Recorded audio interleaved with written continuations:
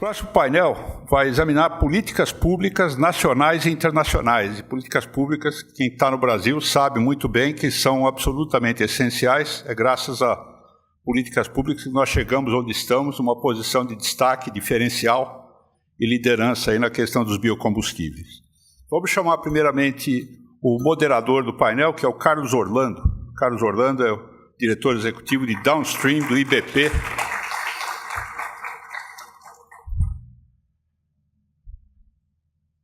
Grande colega nos tempos da Agência Nacional de Petróleo. É isso aí. Participando do painel, Marcelo Rezende Bernardes, é superintendente de Governança e Meio Ambiente da ANAC, Agência Nacional de Aviação Civil. Por favor. Agora sim, Darlan, vem com a gente. Darlan Silva dos Santos é assessor e coordenador dos assuntos de combustíveis sustentáveis de aviação do Ministério de Minas e Energia. Darlan. Também o André Belo Oliveira, que é gerente de pesquisa, desenvolvimento e inovação para produtos sustentáveis da Petrobras. André, muito obrigado. Também a Luciane Chiodi Bacchion, sócia e pesquisadora sênior do Agroícone. Luciane, por favor. E, mais uma vez, neste painel, nós temos uma participação remota. Lá do Rio de Janeiro, para completar o painel, participa por videoconferência o assessor da Comissão Coordenadora para os Assuntos da Organização Marítima Internacional. Ele é da Marinha do Brasil, o comandante Flávio Haruo Matui.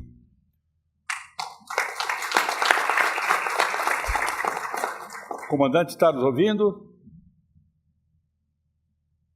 Mostra ele para nós. Estou ouvindo, sim, perfeitamente. Ok, tudo pronto. Só uma correção, eu não estou aqui no Rio de Janeiro, estou em Londres, aqui participando das reuniões da sessão da IMO, né, aqui na sede da IMO. Ótimo. Organização Marítima Internacional. Carlos Orlando. O bastão é seu. Muito obrigado. Em primeiro lugar, boa tarde, senhoras e senhores. Gostaria de parabenizar com todos os organizadores do evento. Nós contribuímos dentro da competência do IBP para tanto, e me sinto bastante honrado de moderar esse painel, principalmente tendo ao meu lado aqui esse time de craques que aqui está. Nós temos exatamente 1 hora e 15 minutos, ou seja, 75 minutos, dividido aqui por 6, para a gente ser bastante rigoroso no tempo. Nós teremos aí 12 minutos e meio para cada. Vamos ver se nós ficamos, nesse período de tempo, a bem do desenrolar de todo o evento. Feita essa introdução, eu gostaria de passar por um ponto que todos nós sabemos, estamos vivenciando, que são esses momentos atípicos decorrentes desse conflito no Oriente Médio. A pergunta que se faz é a seguinte: todos os países estão recebendo o mesmo impacto dessa crise? É uma pergunta que temos que fazer. Eu arriscaria dizer que não. Apesar dos conceitos serem os mesmos, mas os países recebem de forma diferente.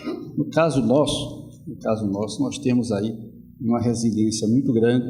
Em função de quê? Em função do que nós dispomos hoje de produção de petróleo. Aqui não estamos fazendo apologia a petróleo, mas não se pode pensar em transição energética sem que o petróleo não esteja presente. Atingimos aí cerca de 4 milhões de barris dia. Temos aí a produção muito boa de gás natural, com perspectivas excelentes pela frente, principalmente quando computarmos os projetos que vêm por aí, como o projeto Raia. E temos uma matriz de biocombustíveis que realmente causa inveja a grande parte dos países. Então, esse conjunto de atributos que nós temos, permite dizer que nós estamos sendo extremamente resilientes ao tratar desses impactos decorrentes desse conflito, seja por essa produção de fósseis, seja pela produção de biocombustíveis que temos aqui. E todos nós conhecemos, temos o etanol com a história de 50 anos, agora revigorado com etanol de milho, um crescimento exponencial nos últimos 6 anos. Um vetor que muito ajuda esses que são os carros flex. Todos vocês sabem que nós temos 85% da frota ciclo Otto flex. Temos o biodiesel também já enraizado, com 20 e poucos anos. Biometano chegando com muita força. Quando eu estava na ANP há pouco tempo, nós tínhamos 8 usinas, né, autorizadas. Hoje temos 17, 41 na fila, e segundo a Biogás, temos um potencial de 127 novas usinas de biogás. Obviamente, quando a gente fala em biometano, a gente tem que falar do biogás purificado. Temos o diesel verde, o SAF. Então, esse conjunto de atributos nos permite ter um impacto diferenciado da maioria dos países. O Ardem costuma dizer o seguinte: o Japão, a Coreia do Sul, demandam cerca de 95% do petróleo que necessita para transformar em derivados. Então, imagine o impacto dessa crise nesses países. E agora perceba o impacto aqui para o país, para o Brasil. Tem alguns pontos ainda que nos trazem preocupação? Sim, mas eu acho que nós estamos passando bem nesses momentos aqui. Bom, dito isso, aí se pergunta também, está tudo ok? Temos desafios, não temos desafios? Eu diria assim, estamos bem adiantados, temos regulações boas, exemplo da Lei 14.993 de 2024, a Lei Combustível Futuro, mas temos desafios naturais, nada de... Então, ao invés de passar por esses desafios, eu vou explorar aqui esse time de craques, né, para falar um pouco dos desafios e se inteirando e trazendo para aqueles que nos assistem aqui quais são as saídas que a gente tem para esses desafios. Eu começaria pela senhora perguntando o seguinte, né, nós estamos vivendo aí uma série de novas certificações. Temos a certificação do CBio, temos a certificação já regulamentada do biometano, o Segob, temos a certificação do CS SAF. Se formos aí para a área que o comandante Matui domina, temos uma certificação fortíssima que vem cercando os combustíveis alternativos da navegação. Eu pergunto à senhora, estamos preparados, o mercado está preparado para esse novo nicho, que é exatamente essa indústria de certificação? Bom, primeiramente gostaria de agradecer o convite e todos os meus amigos aqui do painel, né, que são amigos aí em várias, né, debates ali pelas regulações aí de biocombustíveis, né, na IMO e no Corsia. E é importante destacar, né, que a lei do biocombustível do futuro, né, ela é um marco importante para o Brasil, né, no sentido dela agregar, né, e fazer essa interlocução com todas as outras leis e regulamentações que o Brasil já possui, né? Então, mas ela também traz um desafio grande, né, que é isso, é como integrar as várias especificações das diversas regulamentações, né? Por exemplo, o CBIOS, o Segov, então tem várias, né, particularidades, né? O próprio cálculo de LCA, né, integração, por exemplo, do RenovaBio com Corsia, né, do novo, né, regulamentação de SAF do Brasil, né, do BioQAV com o Corsia, né? Então, como integrar esse conjunto de regulamentações no Brasil? E acho que isso é um desafio ainda que exige muito trabalho e esforço, né? Então, tem a questão das certificações, porque, além disso, tem a questão do cuidado, né, de você ter um conjunto enorme de certificações, o que pode gerar um custo tanto para os produtores, né, de biocombustíveis. A gente tem produtor que fala que tem né, certificadores que ficam o ano inteiro no campo, né, porque são tantas, o número é tão grande de certificações, né, que isso gera uma demanda de pessoal de certificadoras também grande, né, além do custo, né. Então tem o custo não só da certificação, que falam que o custo da certificação é baixo, mas da adequação ambiental, né? Então, o maior custo da certificação é a questão da adequação ambiental. E isso é uma obrigação, né? Então, é uma obrigação para exportar matérias-primas para outros mercados, a produção brasileira vai ter que se adequar e vai ter que cumprir os critérios de elegibilidade. Então, essa conversão dos critérios, tanto de elegibilidade, do cálculo do LCI, são questões que são importantes, né, e que ainda tem desafios, que nem a do RenovaBio é 2018, mas da maior parte das regulações internacionais, né, a data de corte é 2008 para não desmatamento, né? Então tem né, sendo mais restrito. Então, como conversar todos esses aspectos? E é importante, né, como a gente destacou aqui, essas questões do que o Brasil já vem fazendo, né, e para cumprir essas questões ambientais, né, que são toda a questão do Código Florestal, no zoneamento, né, agroecológico, né? Então a gente já tem uma quantidade, um conjunto de regulamentações que abordam esses critérios de elegibilidade, né, e ajudam o Brasil a se posicionar, né, de forma diferente ali no mercado internacional. Muito obrigado, doutora Luciana. Alguém gostaria de comentar para a gente dar um dinamismo aqui? Eu acho que o tema de certificação ele é altamente relevante, especial quando a gente começa a falar de SAF e combustíveis a demanda pela intensidade de carbono ela é mais relevante do que os mandatos volumétricos, como é o caso do biodiesel, e ele deve trabalhar tanto do produtor como retrocedendo na cadeia, né? E a possibilidade da gente certificar e eventualmente separar o produto físico do atributo ambiental, ele é altamente relevante para racionalizar a logística, né? Isso já está sendo pensado para o SAF, com o CS-SAF. Então, o exemplo que a gente produziu já SAF em 2025 na Reduc, fez um bombeio para o Galeão, poderia ter comercializado o certificado, eventualmente para uma operadora que estivesse em Manaus. Mas a questão de certificação também, a montante da cadeia, ela é pouco discutida. Então, quando a gente tem um mandato de descarbonização coexistindo com o mandato volumétrico, a tendência é os produtores de SAF procurarem aquelas matérias-primas com menor intensidade de emissões, que são gorduras, óleo de cozinha usado, cultura de segunda safra. E, por outro lado, são as matérias-primas mais difíceis de você rastrear e controlar a qualidade. Então, a gente estava em meses anteriores discutindo a importância de trabalhar a qualidade dos combustíveis e como evitar problemas no consumidor final. No querosene, esses problemas não podem acontecer.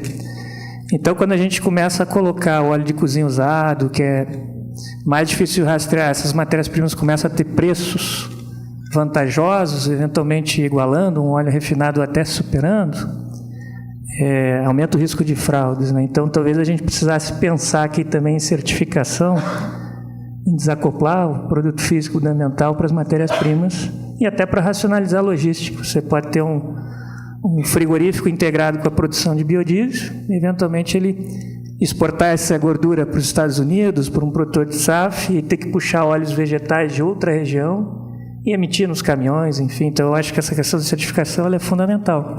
A gente vem, inclusive, trabalhando um projeto piloto com a PUC-Rio para trabalhar com tokens digital em blockchain e tentar facilitar essa rastreabilidade em toda a cadeia. Os ativos digitais. Exatamente, os ativos digitais. Aproveitando que você é com a palavra, André, eu pediria a gentileza você falar um pouco sobre o coprocessado, diesel coprocessado, até porque você falou na cadeia de custódia Book and Claim. O que é que vocês pensam no âmbito da Petrobras sobre um mandato para o coprocessado, se vamos ficar apenas na questão volumétrica, se ele se insere nessa cadeia de custódia Book and Claim? Você poderia falar um pouco sobre o assunto? Claro, Carlos Orlando. Assim, como que a gente enxerga isso, né? A gente costuma ser muito pragmático, né? Dada a nossa responsabilidade com o país. Hoje, a Petrobras ela é responsável por 30% da oferta primária de energia. Então, quando surgem mandatos e oportunidades, a gente costuma ser bem pragmático no sentido de garantir que a gente tenha tecnologia disponível, adequar os ativos para os prazos que a gente precisa. E o coprocessamento ele é uma rota que consegue produzir um produto de alta qualidade e é a maneira mais rápida de você entrar no mercado e acessar. Então, por exemplo, esse SAF que a gente produziu na Reduc foi obtido por coprocessamento. Antes do mandato que entra, a Lei Combustível do Futuro traz para 2027, como é que a gente responde na velocidade, no tempo, no custo, né? Uma maneira rápida e eficiente de chegar ao produto no mercado. Então, o coprocessamento ele é uma maneira de fazer isso, né? Então, a gente tem 5 refinarias já adaptadas para fazer o coprocessamento para diesel. Hoje a gente atende mercado voluntário, mas se o CNPE decidir aquele percentual de até 3%, por exemplo, para diesel verde, pode ser atendido em parte, eu digo em parte, né? Porque os volumes das 5 refinarias não são suficientes para os 3%, mas a gente já tem prontidão nessas unidades. Para a SAF, a gente fez o coprocessamento na Reduc, a gente também adequou a Revap, estamos trabalhando para adequar a Regap e a Replan. A diferença é que para a SAF, os teores de coprocessamento costumam ser mais baixos pela propriedade a frio. O SAF ele tem uma questão que ele não pode congelar a menos 40 graus. E quando você coloca um óleo vegetal, ele é uma molécula mais parecida com o diesel. Exatamente. Se a gente quiser passar e atingir os limites, que é os 5%, que permite a STM, você precisa mexer no sistema catalítico, criar ramificações e adequar as propriedades para que não tenha o congelamento do querosene. Então, na Replan, como a gente tem uma parada de oportunidade do HDT no final do ano, a gente vai fazer isso, vai trocar o sistema catalítico e permitir atingir os 5% de coprocessamento. As demais a gente vai estar limitado aí em torno de 1% para a SAF, mas para diesel não tem esse limitante, é mais a oferta de hidrogênio, enfim. Para diesel a gente consegue com tranquilidade chegar a 5% nas 5 refinarias que estão adequadas para coprocessar para diesel. E a certificação do SAF que vocês estão entregando lá no Galeão, proveniente da Reduc, vai por duto, né? Se eu não me engano, 3.000 metros por dia, né? Que é o consumo médio do Rio de Janeiro. Vocês também fizeram a certificação com base nas demandas da Corsia, né? Exatamente, IACC, adequado para o Corsia já. Para a SAF, praticamente toda a produção, a gente está mirando nessa certificação, né? E esperamos também, né, que no combustível do futuro, né, tenha essa similaridade aí também com os critérios de cálculo de intensidade de emissões do RenovaBio, né? É muito importante para o SAF que os produtos tenham intensidade de carbono baixa, então eu acho que vocês vão explorar um pouco mais isso, as questões de mudança de uso da terra que tem aí para o mercado internacional. Acho que aqui para o mercado doméstico, né, a gente pode trabalhar sem o iLook, usando as fórmulas de cálculo que a gente acredita que sejam os mais corretos, mas independente disso a gente vai sempre buscar a certificação internacional da nossa produção. Ok, conversando uma vez com o Nassar, que está ali, ele chegou e disse, chegado o tempo já de nós começarmos a pensar numa matriz eclética, né, que não tem de ficar criando casos com coprocessado, com biodiesel, tá? E principalmente depois que se optou naqueles 2 caminhos econômicos que tem, quer dizer, o segundo produto entra pela substituição ou pela complementariedade. Então, no momento que se optou pela complementariedade, eu acho que trouxe um pouco de paz, né, para a produção de biodiesel, né? Mas deixa sempre um probleminha aí quando você tem essa mistura ternária, né, que é biodiesel, diesel mineral e o HVO, né, que é exatamente a aferição da parcela renovável.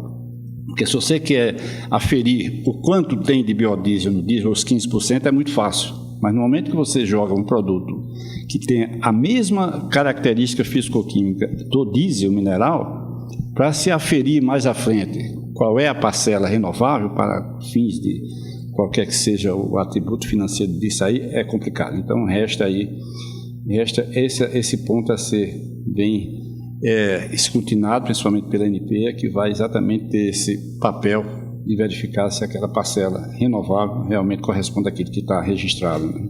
Eu acho importante ressaltar que a gente acredita muito, Carlos Orlando, que neste caso o balanço de massa é um bom critério, né? Exatamente. Porque as análises de carbono 14 são complexas, são caras. E assim, a gente está falando da ponta do iceberg do biorefino. Quando olha as tecnologias que a gente vem trabalhando no SEMPS, Então, você pode entrar óleos e gorduras num reator de craqueamento catalítico. A gente demonstrou isso, o pessoal da RPR está aqui. O FCC é a máquina de fazer gasolina da humanidade. Dos 2 milhões de barris que o Brasil refina, 500 mil barris são para fazer gasolina. Você coloca um óleo vegetal no FCC, você gera correntes de propano, que pode fazer GLP, bio-GLP. Você gera gás de refinaria que pode ser usado combustível, que é parecido com biometano. Você gera correntes intermediárias, que a gente chama de life cycle oil, que se você joga no HDT, você faz diesel R. Você gera naftas, que gera uma gasolina renovável. Você gera frações pesadas, que pode fazer um bunker renovável. Então, você pode incorporar teores de óleos vegetais no FCC e fazer correntes com conteúdos renováveis diversos. Você pode entrar biometano numa unidade de geração de hidrogênio e gerar um hidrogênio de baixo carbono, que pode hidrogenar um SAF que a gente está produzindo, ou um diesel R. Você pode colocar um óleo de biomassa, né, um óleo de pirólise também em reatores de craqueamento catalítico. Frações de economia circular, óleo de pirólise de plástico, enfim, também incorporar nos processos. Então, a gente começou com esses projetos de trabalhar tokenização e tecnologias digitais, porque o refino do futuro ele vai ser assim, ele vai ser uma mistura de petróleo com diferentes intensidades. Todo o leque de oferta de biomassa, a gente entrou etanol num reator de craqueamento catalítico, produzimos eteno. Esse eteno, se oligomerizado, gera hidrocarboneto, que hidrogenado pode gerar um SAF. Então, a gente enxerga que todas essas correntes vão fazer parte do refino, né? E que aí, de fato, o balanço de massa com tecnologias digitais vai ser a melhor maneira de oferir o que aquele produto obtém. A ANP estava indo por esse caminho, né? E o que nós colocamos a mais foi que pelo menos 3 ou 4 vezes por ano se recorresse ao carbono 14 para fazer uma aferição do balanço de massa, né? Eu acho que juntando as duas coisas com equilíbrio, né, principalmente financeiro, porque o carbono 14 é bastante caro, tem poucos laboratórios, né, no país.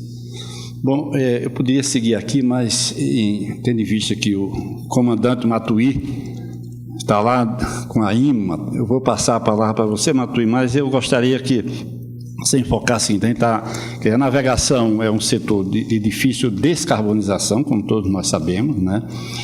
Eu tive a oportunidade de participar de diversas reuniões quando não eram reservadas, né? Da IMA no Rio, né? E assisti com muita ênfase os europeus que faziam parte dessa comissão da IMO em quererem que nós esquecêssemos a nossa vocação, que é para biocombustíveis, e começássemos a estudar a possibilidade de passarmos a usar amônia, está lembrado, né?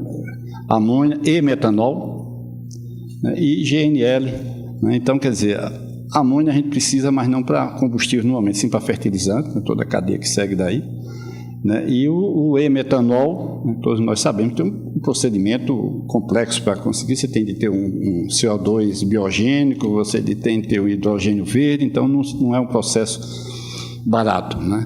E eu tenho até de parabenizar, que eu vi a Marinha, que recepcionou esses auditores da IMO, né, que defendeu com muita força o biodiesel, que naquela época nós estávamos testando, não estávamos ainda no 24%, estava em 14% ou 15%. Né? E o etanol eles não queriam nem saber. Né? Esse é um ponto, o comandante Matuí. O outro é que tem marcada para o fim desse ano uma reunião, né, da IMO, né, para ver se chegam à conclusão de 2 pontos, se a memória não me falha. Se estiver equivocado, por favor, me corrija. Primeiro, fazer um levantamento da redução de intensidade dos biocombustíveis capazes de ser utilizados na navegação, né? De modo que em 2050 tenhamos NIT zero, e também taxação de armadores que descumprissem eventualmente as normas IMO. Né? A notícia que se tem é que o governo Trump está fazendo tudo para boicotar essa reunião, de forma a não atender essas demandas da IMO. Esse é um ponto. E o terceiro ponto é que, diferentemente do SAF, por exemplo, né, uma mudança radical de combustível de uso aquaviário significa também uma mudança radical da logística de chegada desse produto nos portos. Imagine se o navio passa a ser abastecido de gás natural liquefeito. Então, você tem de pensar todos os requisitos para que esse produto chegue no porto e sejam abastecidos os navios que dele vão se utilizar. Então, se você puder nos trazer mais subsídio, nos explicar como é que anda essa descarbonização da navegação, nós agradecemos bastante. Só lembrando, teve um belo trabalho do Ministério de Minas e Energia, recentemente, né, que já deu as primeiras linhas de como descarbonizar esse segmento. Por favor, comandante, a palavra está com o senhor. Obrigado, senhor. Obrigado aí pela oportunidade, né? Uma satisfação muito grande, né? E uma honra participar desse painel com os amigos aí, colegas aí de trabalho aí que a gente tem feito, né? E a gente bebeu muito na fonte, né? Aí do que aconteceu na ICAO, né? Aí do Corsia, e que avançou primeiro, né? Na descarbonização, na transição energética do modal da aviação, e depois a gente foi bom a gente ter começado bem depois, que a gente tudo que estava um pouco mais complicado na aviação, a gente conseguiu, né, ou está tentando aí, e está tendo bastante sucesso, de fazer algo mais efetivo aí, e com menos barreira, né? Então, o que está acontecendo? A transição energética, a IMO, ela se organizou, né, regulamentação internacional, existe uma estratégia aprovada com a descarbonização para 2050. E aí você mencionou, então a estratégia existe, foram aprovadas também medidas para cumprir essa estratégia, né? E essas medidas foram aprovadas em abril e estavam previstas serem adotadas em outubro do ano passado. Mas por pressão muito do governo americano, foi adiado essa adoção para outubro, novembro desse ano, né? E aí essas medidas, o que essas medidas dizem? Eu tenho que ter um elemento técnico que vai diminuir o CI dos combustíveis, né? A intensidade de carbono desses combustíveis, e existe uma curva de redução, e associado a ele porque o que vai mudar o comportamento é o elemento econômico, né, do armador, de utilizar outro combustível. A IMO já trabalhou bastante na eficiência energética, então agora o próximo passo é a mudança do padrão de combustível, né? Então houve realmente o adiamento dessa reunião, e agora nós estamos, essa semana foi uma semana que a gente chama, um grupo de trabalho interseccional que antecede o comitê, que o comitê tem caráter deliberativo, né? Então a gente está preparando justamente as diretrizes para fazer com que essa medida, se for adotada em novembro desse ano, ela já esteja a regulamentação dela, né? E aí foi muito interessante, né, que o André falou de certificação, foi falar de certificação, questão. O Brasil muito se preocupou justamente para não importar nessa questão que o André falou de a gente seguir o padrão internacional. A gente não, assim, a Organização Marítima, ela não quer seguir os padrões já estabelecidos. A gente foi muito vocal, o Brasil foi o primeiro a falar em certificação, coordenou um grupo interseccional, apresentamos uma proposta agora, com 21 Estados-membros, mais 11 ONGs que participaram aí desse trabalho, né, com quase aí 1 ano e meio de trabalho. Então apresentamos uma certificação IMO, então não é o EU RED 3, não é a certificação americana, é uma adequada, né, e vai ter validade internacional. Então o combustível que tiver certificação for seguir esse esquema de certificação proposto, né, será aceito em qualquer país, qualquer porto do mundo. Então, a gente acredita que até o final do ano essa certificação seja aprovada, né? Ela está em fases finais aí, né? Só tem alguns detalhes, algumas operacionalizações que estão sendo concluídas. E aí as nossas preocupações, realmente a semana que vem vai ser uma semana de negociação e que pode novamente, por pressões geopolíticas, tentar evitar até que tenha a discussão da adoção ou não em outubro, novembro. Mas independente disso, o transporte, a descarbonização do transporte marítimo está ocorrendo, né? A grande preocupação é, caso a IMO não aprove e adote uma medida global, medidas regionais acontecerão, como já estão acontecendo no ETS, né, europeu, FuelEU, que já tem uma medida econômica associada e uma intensidade de carbono, né? Então, você imagina se cada região do globo começar a fazer a sua medida regional para a descarbonização. Então, você vai desorganizar um sistema que é extremamente organizado, né, extremamente regulado, que é o transporte marítimo internacional, e aí você pode gerar até um impacto maior para os armadores. Os armadores, eles querem que seja regulado para a IMO e quer que a IMO ela estabeleça, né, essa medida,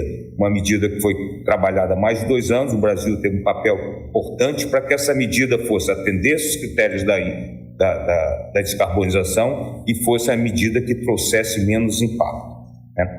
Então, como nós estamos falando aqui muito de combustíveis, eu diria que a gente está muito bem, né? Os armadores, eles já, antigamente, como o Carlos Orlando falou, queriam impor alguns combustíveis. Hoje, depois de um trabalho de desconstrução que nós fizemos das narrativas aí de que os biocombustíveis não seriam sustentáveis, existe já uma aceitação muito grande dos biocombustíveis de primeira geração. Nós conseguimos que na LCA Guideline, nas diretrizes de avaliação de ciclo de vida, os combustíveis fossem agnósticos. É a briga que o Brasil sempre coloca. Não vamos definir os combustíveis pela fonte de matéria-prima, mas sim pelo CI dele, pela sustentabilidade, que atenda os critérios de sustentabilidade e realmente garanta a efetiva redução das emissões em todo o seu ciclo de vida. Então é um mantra que a gente vem defendendo e hoje em dia é muito bem aceito. Nós apresentamos já rotas aí de primeira geração, né? Antigamente sempre se falava biocombustíveis avançados, então a gente cortou esse termo de biocombustíveis avançados e colocamos biocombustíveis sustentáveis, né? Porque justamente o que é importante é a sustentabilidade e não porque o sustentável pode estar associado a combustíveis de segunda ou terceira geração.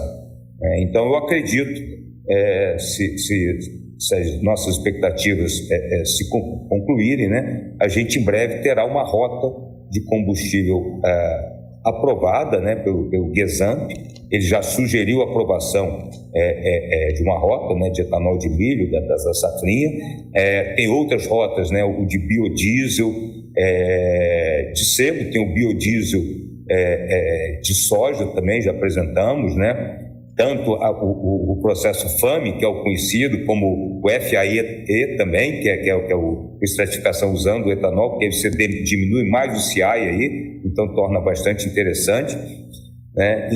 E o de cana-de-açúcar. Então nós estamos aí com essas rotas todas apresentadas, e a que está mais avançada, porque ficou mais fácil de comprovar a questão do ILUC, questão de outras questões que são pendentes, então tem grande chance de ser aprovada aí num futuro breve, né? E a questão, as barreiras que se colocam em outros fóruns, né? A questão de mudança do uso da terra, food versus fuel, então a gente já conseguiu avançar bastante, né? O food versus fuel, aqui na IMO, quem fala, às vezes levanta essas questões, são as ONGs ambientais, né? Mas os Estados-membros já entendem bem que não há essa competição, e às vezes até normalmente é food plus fuel, né? E a questão de mudança indireta do uso da terra, a gente não é quantitativo aqui, a gente tem batalhado muito, sempre vira e mexe tentam colocar quantitativo, né, trazendo aí um modelo importado, e a gente tem conseguido manter em qualitativo, né, a avaliação, e agora falta a operacionalização, né? Nós já dividimos aí em alto risco, criamos um risco intermediário, né, que deve ser aprovado no MEPC, e um baixo risco, né, sendo que o alto risco seria inelegível e o baixo risco a gente sabe que é muito difícil às vezes de comprovar, então teria um intermediário, né, que seria aceito. Então eu acho que é um caminho aí bastante promissor, né, e a demanda, né, e a outra preocupação que foi falado aqui, em demanda, em garantir a demanda dos combustíveis marítimos é espetacular, né? Então não haverá competição entre etanol em biodiesel, ou outras rotas, né, ou rotas até mais avançadas, né, para o combustível marítimo. A gente tem que se preparar para atender essa demanda, né, para que os produtores se preparem para atender, e não é qualquer biocombustível, é o biocombustível que siga os critérios da INPE, que seja certificado e sustentável, né? Então, só para ter uma ideia, né, o etanol tem crescido muito, a gente tem visto aí, a própria Vale lançou aí que o próximo navio dela vai ser a etanol, né? Hoje mesmo nós conversamos aqui com a Maersk, né, que ela quer, os navios dela, 12% dos navios, que a Maersk é uma gigante no transporte marítimo, é a metanol, e eles querem poder utilizar também o etanol. Isso gera um mercado, né, assim, instantâneo nos próximos anos aí, né, de bilhões de litros. Então, a gente fez uma projeção de cenários aqui, né, a gente precisaria dobrar a produção brasileira de etanol para atender aí uma possível demanda, né, uma pequena parcela da demanda do transporte marítimo. Então, realmente é um mercado que a gente tem que se preparar para isso como país, né, internamente, as nossas regulamentações, nossa questão de infraestrutura, logística, para poder atender, e aí a questão dos portos, né? Os combustíveis têm que chegar nos portos, eu tenho que ter armazenamento para diversos tipos de combustível, não só os combustíveis que nós já temos.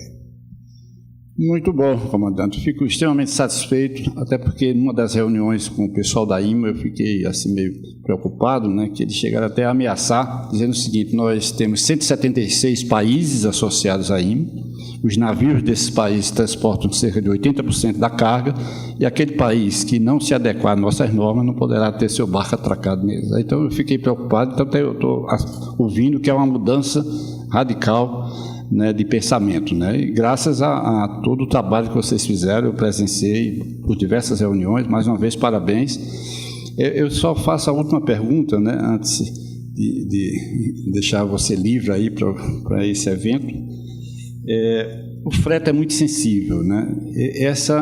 A gente sabe que o preço da descarbonização, em geral, é mais alto que o preço da carbonização. Como é que a chegada desses renováveis na navegação, né, rebate no frete desse transporte? Você tem ideia desse tipo de impacto? É uma preocupação que nós sempre tivemos das medidas, né, e a medida proposta, a europeia queria fazer uma taxação global, né, e aí ia impactar muito o valor do frete, né, que ia aumentar muito o valor do combustível, que o armador ia pagar pelo combustível, ou por taxação, ou um combustível renovável, e isso teria um impacto muito grande no frete e aí impacta o valor final. Como nós somos grandes exportadores de commodities, o Brasil, nós fizemos estudos aí apoiados pela FIP, né, seria um dos países mais impactados. Então, por isso que a gente batalhou muito, negociamos para que a medida fosse uma medida flexível, que trouxesse o menor impacto possível, né? Impacto ocorrerá no frete, né? E acaba passando para o consumidor final. Mas, ao mesmo tempo que nós temos essa preocupação dos desafios, né, dos impactos que teremos, e aí o Brasil, como potencial produtor de todos esses combustíveis, né? Nós estamos falando aqui dos biocombustíveis, mas também dos e-fuels também. A gente sabe que nós temos potencial de energia sustentável espetacular para hidrogênio, amônia verde, né? O bio-GNL, que também está crescendo muito, o GNL, mas já pensando no bio-GNL, né? Porque já tem uma infraestrutura já estabelecida na Europa, então por isso que está crescendo o GNL, e aqui no Brasil a gente tem essa capacidade de produção. Então, né, ao mesmo tempo que tem o desafio do aumento, vai aumentar o frete, né? O armador, ele repassa o custo para o produto final, né? Em produtos que nós não temos muita competição, por exemplo, a soja com a China, talvez não tenha impacto muito grande, mas às vezes um minério de ferro, onde a Vale tem um competidor a 1/3 de distância, que é a Austrália, pode ter uma dificuldade maior. Por isso que a Vale está investindo tanto em tecnologia, investindo já em combustíveis que ela sabe que o Brasil tem capacidade de produzir, né, e com CI baixo e de forma sustentável. Então, acho que é esse o caminho. Os armadores investirem em combustíveis que terão um custo menor para compensar esse aumento do frete, que seriam, e aí os biocombustíveis são uma excelente oportunidade. Em vez de partir para combustíveis muito mais onerosos, seriam os biocombustíveis, eu diria que seria a grande escolha, né, uma grande solução aí para os armadores. Muito obrigado, comandante. Tendo visto o nosso tempo, né, exíguo, né, para matérias tão impactantes, tão boas de discutir tecnicamente, a gente precisaria de muito mais tempo. Eu pergunto, Arlan, quando é que sai o decreto do SAF? Ô, Carlos... Todo mundo, eu fiz uma votação, todo mundo me pediu para pergunta, então me desculpe, mas eu estou sendo portador de diversas pessoas aqui. Carlos, antes de mais nada, eu queria agradecer, né, o convite da Biov e do IBP para estar aqui. Agora, você também não quer os números da Mega Sena, não? Não, eu troco o número da Mega Sena. Não, eu troco pela minuta de decreto que vocês estão escrevendo sobre o diesel verde. A gente pode fazer uma negociação. Rapaz, dá para a gente conversar. Não, Carlos, a gente já fez todo o trabalho, né, de consolidação das contribuições da consulta pública. A gente está incorporando em torno de 30% das contribuições, parcial ou totalmente, né?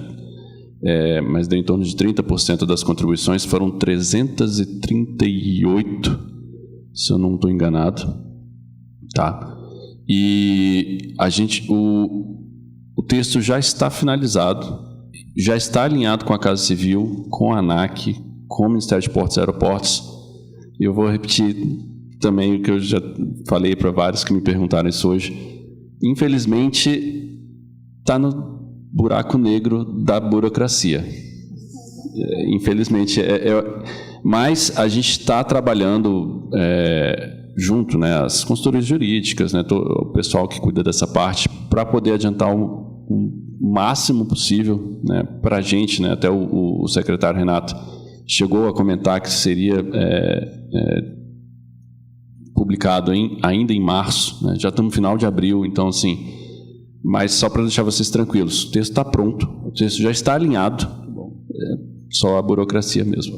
Como todos sabemos, já foi colocado aqui, né, é necessário, né, a segurança jurídica para saber onde é que vai, e além disso ainda tem as regulações da ANP, talvez da ANAC, e depois sai o decreto. Então, sim, dos dois, tanto que está demorando um pouquinho mais, porque é uma exposição de motivos interministerial entre o Ministério de Minas e Energia e o Ministério de Portos e Aeroportos, justamente pelo impacto na ANP e na ANAC.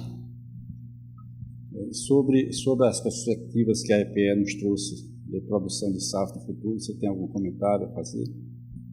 Não, acho que o trabalho da EPE é excelente. A gente fez muitas conversas com eles, a gente tem trabalhado em conjunto há muito tempo, né, desde quando estava na ANAC ainda. Então, a gente sempre tem essa conversa, a gente sempre tenta passar para eles o que a gente está pensando, o que a gente está vendo do mercado, eles também passam as impressões deles para a gente. Então, é um levantamento muito bem feito, que a gente tem muita confiança e muito orgulho no trabalho deles. Okay. Aproveitando, Marcelo, eu fiz a pergunta aqui ao comandante sobre o impacto no frete. Eu perguntaria se a ANAC já tem assim preços de SAF, qual seria o impacto na tarifa aérea, que se importa ao consumidor, importa aquele que vai usar esses produtos renováveis. Boa tarde a todos, boa tarde a todas. Primeiramente, agradecer o convite da Biov e do BP. Só fazer uma defesa aqui, um corporativismo do governo aqui. Eu saí um dia desse da ANP, ainda tem uma parte aqui que eu não consegui. É um trade-off, né? Assim, ainda bem que o Ardengue já foi. Né? Eu acho que é um trade-off, assim, conduzido da forma brilhante como a minha conduziu discussões envolvendo todos os stakeholders, e são muitos, né? Produtores, distribuidores, financiadores, investidores, aeroportos, empresas aéreas. enfim, ou fazer ali no seu gabinete, né? Então, fazer essa discussão de forma democrática, participativa, leva um pouco mais de tempo, né? E graças a Deus, foi como ele falou, já está tudo alinhado o decreto, né? Então, acho que só assim, a barreira burocrática é grande, mas na hora que superar, vai. Porque já está tudo muito alinhado e muito discutido com todos os stakeholders, né? E aí, a gente também, isso proporcionou, por exemplo, a ANAC avançar com a sua regulamentação, né? Então, a ANAC é responsável pelo cálculo de emissões e toda pela fiscalização também. Então, isso proporcionou já nascer alinhado, assim, não está formalmente publicado, mas já sabe qual é o conteúdo, já está alinhado, já está conversado. Então, a ANAC já vem trabalhando na sua resolução. Então, a gente espera, assim que sair o decreto, um mês depois, já colocar em consulta pública a resolução da ANAC, né? E também a gente não sai do zero a resolução, né? Está muito baseado no que não é feito já no CORSIA. Então, CORSIA tem alguns pontos divergentes, mas tem muito ponto convergente. Então, para não criar mais custo administrativo para as empresas aéreas, então a gente deve usar todo o RMV, reporte, monitoramento, verificação e fiscalização, nos pontos que são convergentes do CORSIA. Então, a ideia não é sair fazendo algo tudo novo, mas aproveitar o que já está ali funcionando, que todo mundo já conhece. Em relação aos preços, não sei quem viu, né? Ano passado a gente bateu 130 milhões de passageiros transportados, é um recorde na aviação civil brasileira. Então, é uma boa notícia, mas tem que olhar todo o contexto, né? Qual o contexto? A gente teve a pandemia, a maior crise da aviação civil do mundo, e as empresas sofreram bastante, né? Por exemplo, a aviação internacional, 98% das aeronaves ficaram no chão, cessou. Então, as três passaram ali por recuperações do Chapter 11, né? Tanto a Latam, quanto a Gol, quanto a Azul. Agora vem a reforma tributária, que também está colocando um custo maior nas empresas aéreas, agora a guerra. Então, a gente tem uma certa preocupação no custo e principalmente no preço ao passageiro. Por quê? 130 milhões é um recorde histórico, é bom, mas o Brasil tem uma população de 220 milhões. Na hora que a gente coloca essa proporção, a gente fica abaixo do Chile, da Argentina. Então, a gente tem um potencial muito grande no país continental, que muitas vezes a aviação é um serviço essencial, né? E, além disso, estima-se que desses 130 milhões, somente 30 milhões de CPFs estão voando. Então, tem uma grande parcela ainda que não foi incluída na aviação. Então, a gente tem, sim, essa preocupação. O governo já vem tomando algumas medidas, enfim, tanto para proporcionar ali, né, os projetos, tanto o CAPES quanto o COPEX, enfim, né, o próprio BNDES, agora a gente vem discutindo a rede, e aí para as empresas aéreas está se discutindo também financiamento de que havia. Então, existe o FENAC, que é o Fundo Nacional de Aviação Civil, que é feito com dinheiro das outorgas dos aeroportos concedidos. Ano passado eram 4 bilhões, esse ano, se eu não me engano, está em 6 bilhões. Então, tem várias linhas de financiamento a juros baixos, e uma linha é para aquisição de SAF, né? Então, assim, já é um ponto de ajuda, a gente sabe que não é o suficiente, né? Então, a gente tem essa preocupação.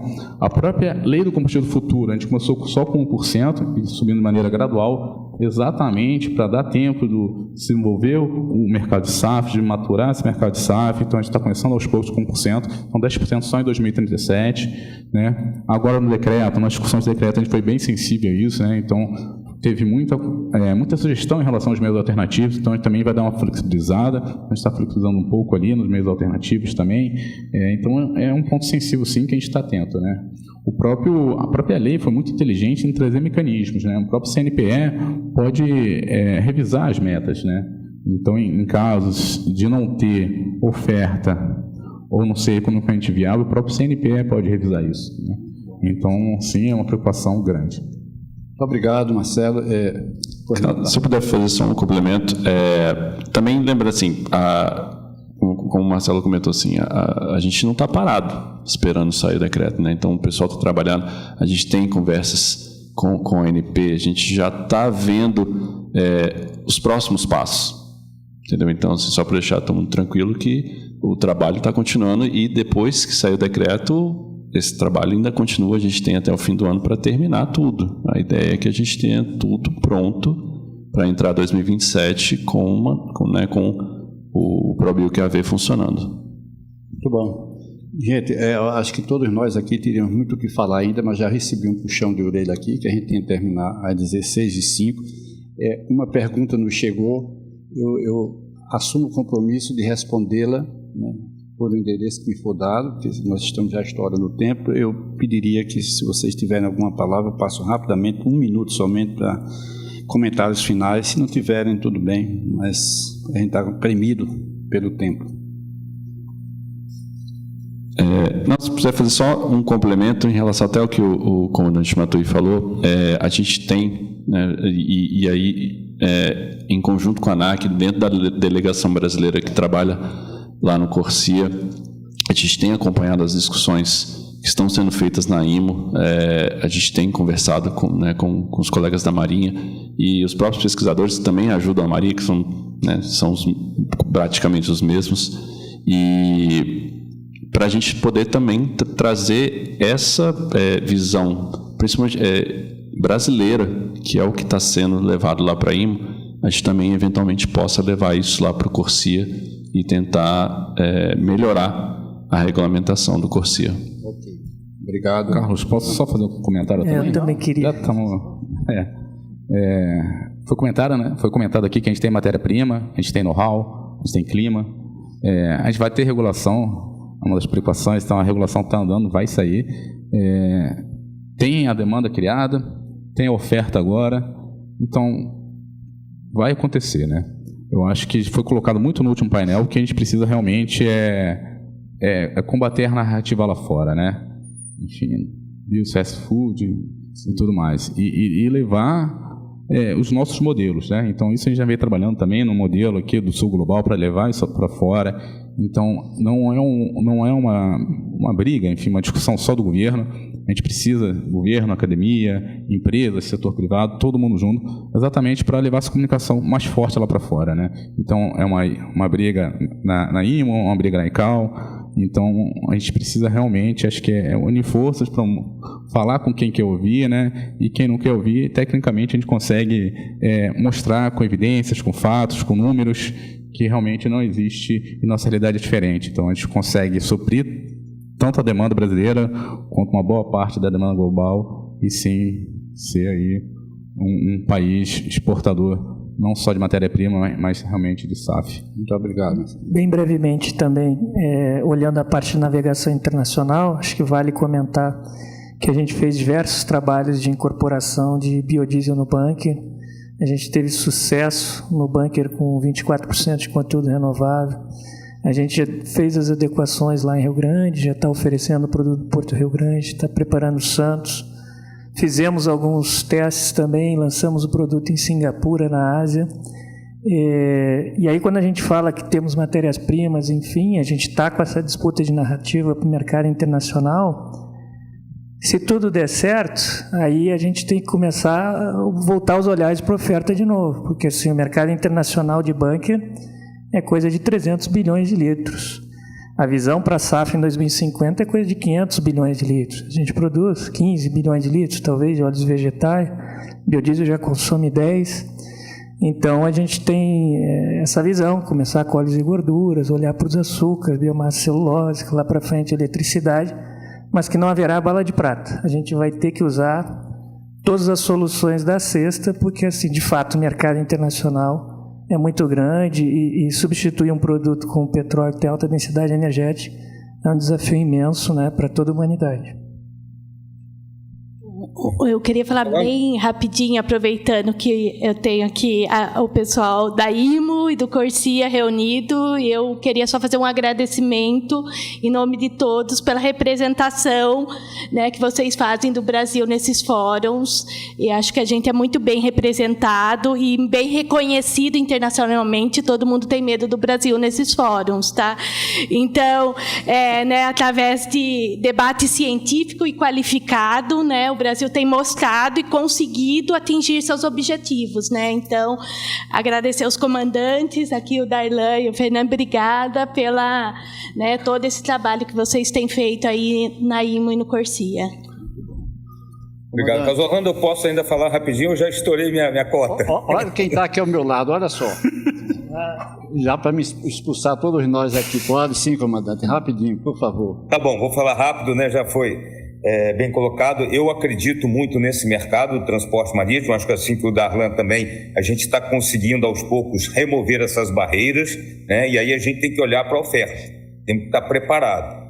Eu fico muito feliz de ver hoje, tinha iniciativas do governo, né, um pouco cada um num sentido, mas a gente já vê o MME, esse trabalho, né, do Programa Combustível Sustentável Navegação, vê os portos já olhando, e a gente já tem uma visão global, né, do que a gente precisa fazer. Então, não é um setor específico que vai avançar sozinho. Ele precisa ser integrado aí nas políticas públicas, né? É um trabalho que a gente tem que fazer internamente, justamente para não ficar com é o que eu brigo muito aqui para defender os combustíveis sustentáveis, né, os biocombustíveis na navegação, e daqui a pouco eles vão virar uma realidade e aí a gente não vai ter a oferta suficiente, né, do combustível sustentável na quantidade demandada. Então isso aí é uma preocupação que a gente tem que ter, né, e planejamento a longo prazo, né, e não ficar esperando ter uma demanda garantida para depois eu começar a pensar como eu vou entregar essa oferta.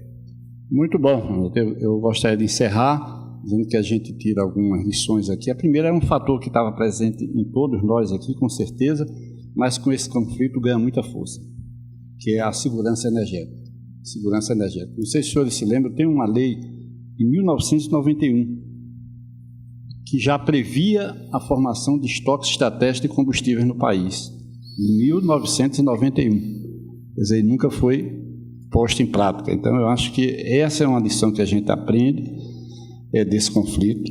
A segunda é que nós temos de cada vez mais estimular a indústria de biocombustíveis dentro das observadas certificações, qualidade, etc, etc. E para mim, em particular, essas discussões são muito caras. Eu estava na ANP quando nós, junto aí com a Edneia, quando nós saímos com as resoluções, nem se falava em SAF. Bioquerosene de aviação, diesel verde, renovabil. Então foi exatamente isso que me traz aí uma emoção, porque a gente estava lá no início, eu, Pietro, Edneia e outras pessoas da ANP, no início de tudo que a gente assiste hoje. Tá bom? Eu agradeço a todos a paciência, muito obrigado a todos vocês. Obrigado mais uma vez aí à organização, desculpe pelo atraso. Desculpe nada, está ótimo o conteúdo.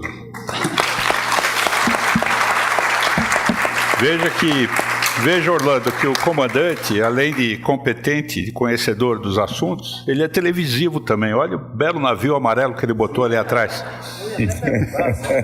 Tá vendo?